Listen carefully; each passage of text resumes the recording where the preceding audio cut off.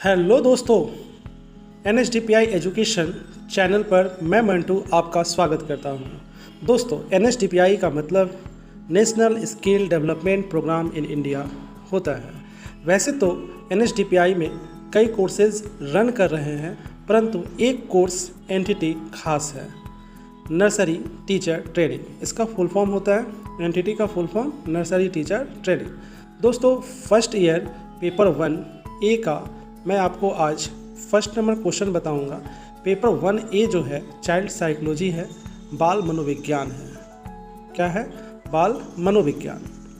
दोस्तों, क्वेश्चन है, बाल मनोविज्ञान से आप क्या समझते हैं? बाल मनोविज्ञान का अर्थ तथा परिभाषा दीजिए। बाल मनोविज्ञान एवं बाल विकास में क्या अंतर है? अब इसके बारे में जो है ना हम आपको बताने जा रहे हैं, ध्यान से सुने। बाल मनोविज्ञान से आप क्या समझते हैं? सबसे पहले हम इसका उत्तर देंगे।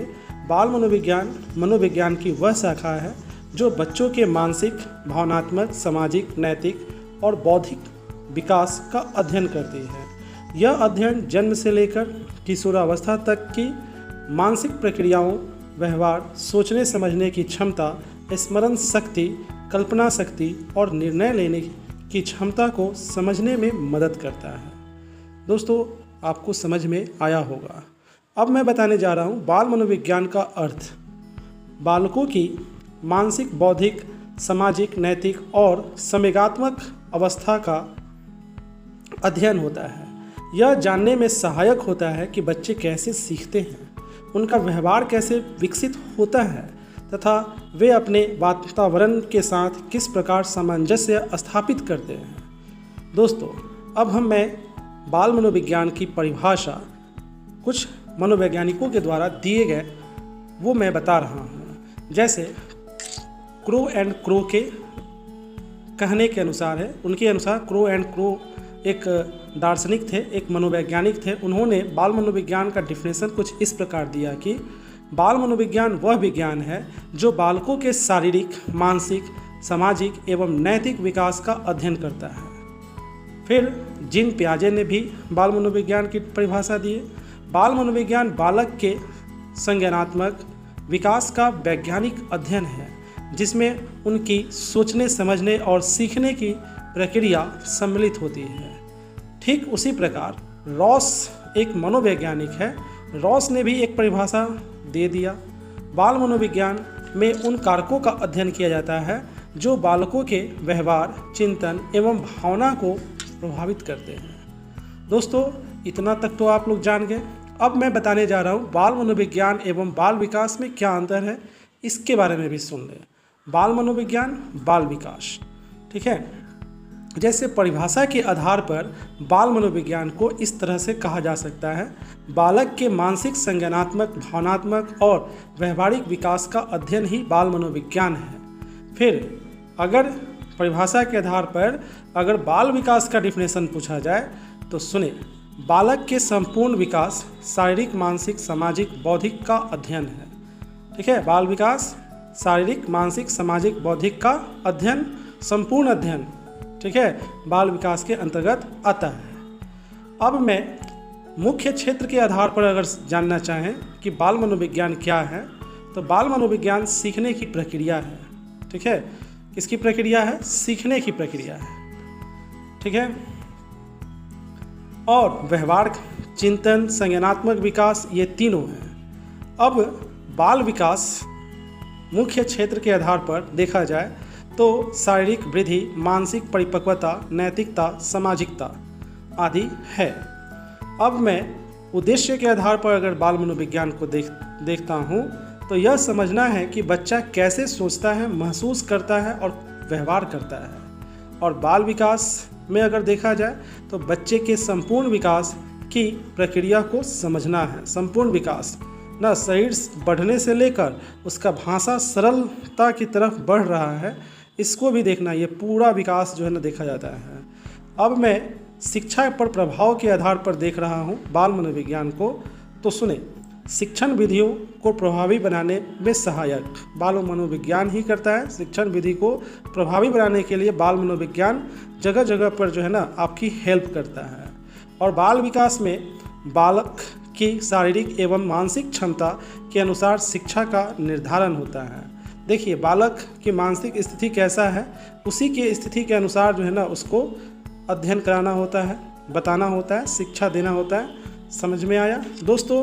अब मैं आपको अंत में बताऊंगा कि हमारा क्या अभिप्राय है इस क्वेश्चन को लेकर, बाल मनोविज्ञान को लेकर, बाल विकास को लेकर क्या हमारा मंतव्य है। सुने, एज ए उसको हम कंक्लूजन के रूप में देख सकते हैं, यानी निष्कर्ष के रूप में देख सकते हैं। बाल मनोविज्ञान और बाल विकास एक दूसरे से जुड़े हुए हैं, लेकिन बाल मनोविज्ञान मुख्य रूप से बालकों की मानसिक प्रक्रियाओं और व्यवहार का अध्ययन करता है, जबकि बाल विकास उनके संपूर्ण शारीरिक, मानसिक, सामाजिक और नैतिक विकास को दर्शाता है। दोनों ही शिक्षण प्रक्रिया और बालकों की समझ को बेहतर बनाने में सहायक होते हैं। बेहतर बनाने में क्या होते हैं? सहायक होते हैं। तो दोस्तों, हमारा यह उत्तर आपको कैसा लगा कमेंट बॉक्स में ज़रूर कमेंट कीजिएगा। अब मैं सेकेंड ईयर में चलता हूँ। Second year paper 1, advance education psychology, उच्चतर शिक्षा मनोविज्ञान।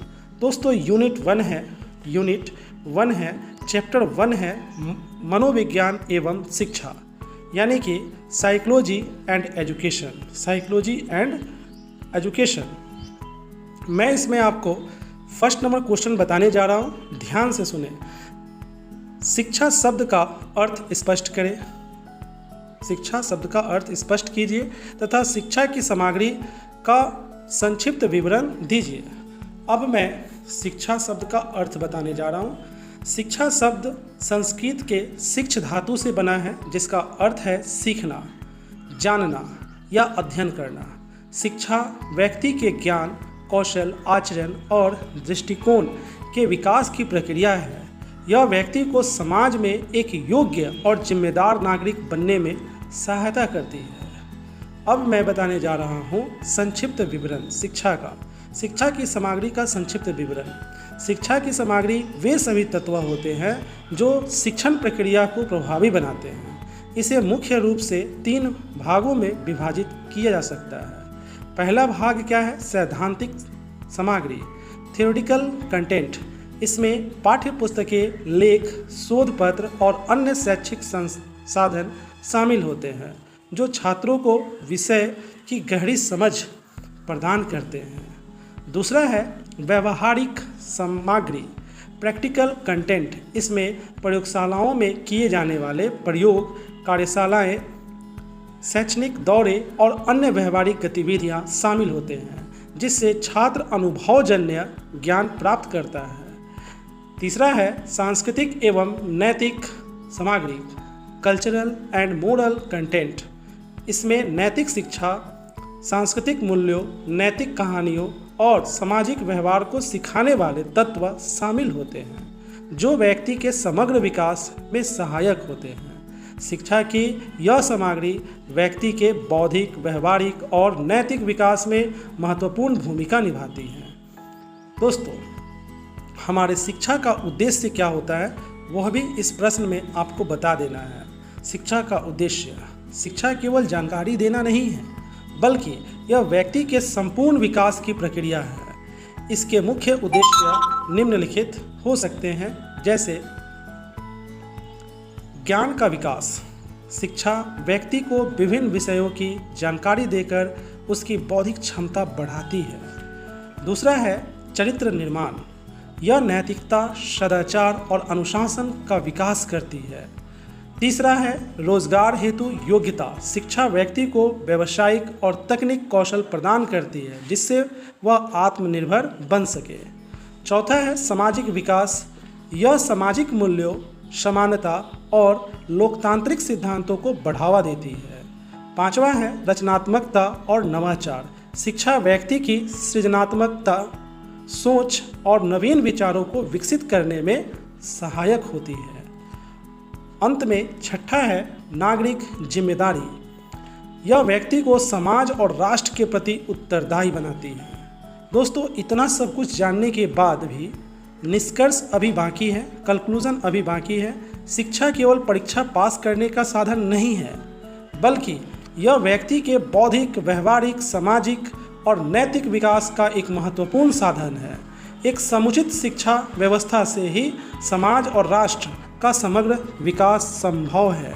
तो दोस्तों, हमारा इस प्रश्न का उत्तर आपको कैसा लगा कमेंट बॉक्स में ज़रूर कमेंट कीजिएगा। तब तक के लिए मैं चलता हूँ। Thanks for watching my videos. दोस्तों, अच्छा लगे तो प्लीज़ सब्सक्राइब करें और लाइक करें और अपने दोस्तों में भी शेयर कर दें ताकि शिक्षा का प्रसार हो पाए।